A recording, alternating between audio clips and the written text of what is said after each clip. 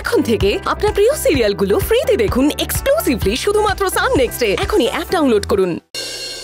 আমি মানছি যে প্রীতম আমার ওপর অনেক অত্যাচার করেছে, অনেক কিছু করেছে, কিন্তু এখনো অসুস্থ। তোজোর জন্মের পর ওর আর কিছুই মনে নেই কাকামণি। হয়তো এর থেকেও খারাপ মেন্টাল কন্ডিশনেও ভুগছে, আমরা হয়তো জানি না, সেটা ডাক্তাররা বলতে পারবে। এরকম একটা খারাপ মেন্টাল কন্ডিশনে ও যদি কলকাতা থেকে বাইরে যায় তাহলে তো আরো বড় বিপদের মধ্যে পড়তে পারে মা। ও নিজে তো ভুগবে আর সঙ্গে বাড়িতে মা বাবাকেও ভুগবে।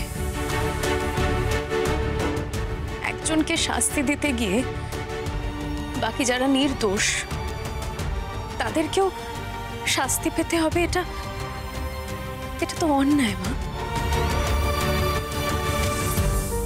তা ব্যাপারটা যখন এতটাই জটিল তখন তুমি ওনাদেরকেই কথা বলতে দিতে পারতে। ওই মানে যাদেরকে তুমি ও বাড়ির বাবা মা বলে ডাকছো আর কি। বিশেষজ্ঞের মতো সব পরামর্শ নিজে না দিলেই পারতে জাগৃতি। মা, কেউ যখন ক্ষমা চায় নিজে রিয়েলাইজ করে সেই মানুষটার কিছুটা আত্মশুদ্ধি হয়েছে বলে আমার মনে হয়। এটা আমার ধারণা। আর তাছাড়া আমার মনে হয় প্রীতমকে একটা সঠিক পরামর্শ দেওয়ার এটাই সঠিক সময়। তাই জন্য আমিও এই পরামর্শটা দিয়েছি আর অনিরুদ্ধবাবুও দিয়েছেন। আমরা কি এটা ভুল করেছি মা? জাগৃতি, তুমি উলুবনে মুক্ত ছড়ানোর চেষ্টা করছো, কোনো লাভ নেই।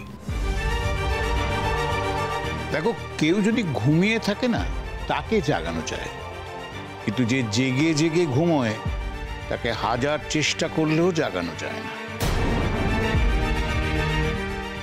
তোমার কি আর কিছু বলার আছে বড় বৌমা? নিশ্চয়ই আছে বাবা, আমার আরো একটা কথা বলার আছে। জাগৃতি, এই বাড়িতে দুজন লোক বেড়েছে, স্বাভাবিকভাবে সেই কারণে আমাদের বাড়ির বাড়তি কাজও কিছু বেড়েছে।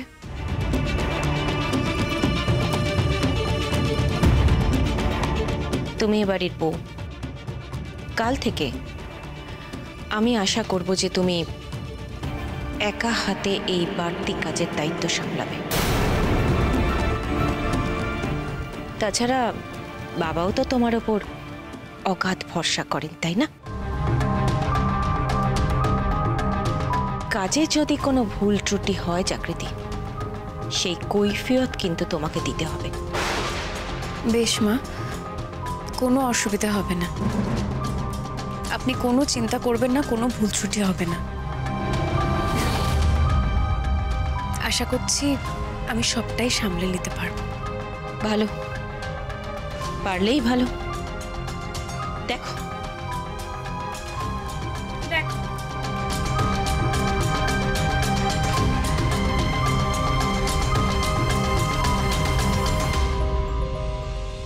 জাগৃতি, বাদ দাও, তুমি তোজো আর মিহিকে রেডি করাও, ওদের স্কুলের জন্য দেরি হয়ে যাচ্ছে। হ্যাঁ পিসিমণি।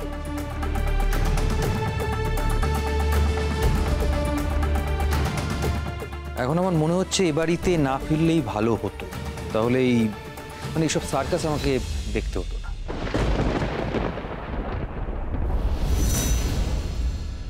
বাবা, এতদিন বড় বৌদি একা ছিল, এখন ছোটদা আর ছোট বৌদিও বড় বৌদির দলে নাম লিখিয়েছে।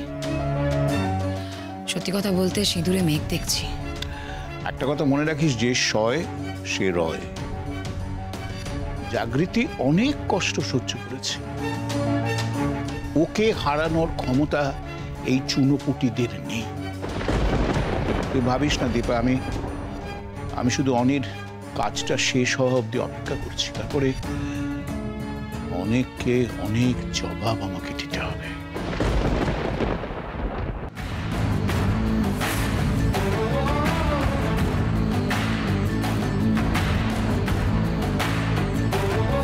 পাঁচটা আঙুল হলে একসাথে তাজমহল বানিয়ে ফেলি এক রাতে, কাঁধে কাঁধ মেলাও, হাতে হাত মেলাও, এসো বন্ধু। ভেঙে পড়ো না এত অল্পতে, পরিশ্রমের বিকল্প নেই, কাঁধে কাঁধ মেলাও, হাতে হাত মেলাও, এসো বন্ধু। আকাশ যতই ভয় দেখায় তুমি থেমো না, সবাই আশা ছেড়ে দিলেও তুমি ছেড়ো না। এসো আমার সঙ্গে এসো আজ, সেজে এসো তোমার যুদ্ধ সাজ, হাত নেড়ে ডাকছি তোমায় আজ, ফেলে রেখে এসো তোমার সমস্ত কাজ, আমাদের হাতে সময় অল্প তাই, এসো বন্ধু সবাই হাত লাগাই। গুড গোয়িং, কি মনে হচ্ছে হয়ে যাবে? চেষ্টা তো করছি, দেখা যাক।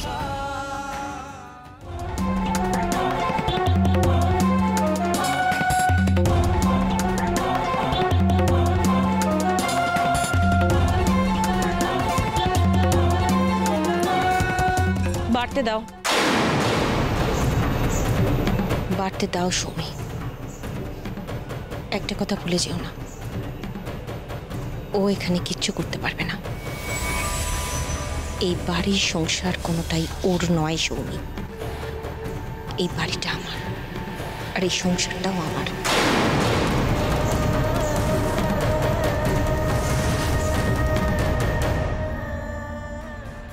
চাটা ধরুন কাকাই।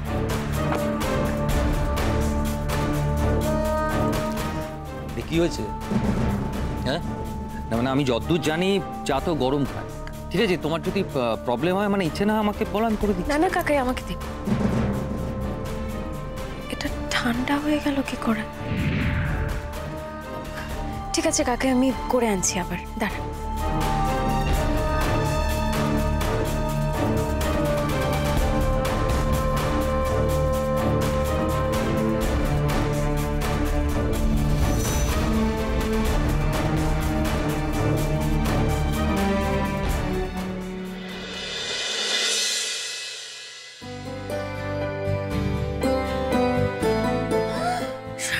মাঝে আমার কত কাজ বাকি। জাগৃতি, আরে অর্ণব বাবু ছাড়ুন আমাকে। আমি জানতাম পুরোটা বলুন কি করছেন, বলুন বলুন। আমি জানতাম এই টিপি শব্দ আমার দিকে আসছে। আমি যখনই আপনাকে জড়িয়ে ধরবো আপনার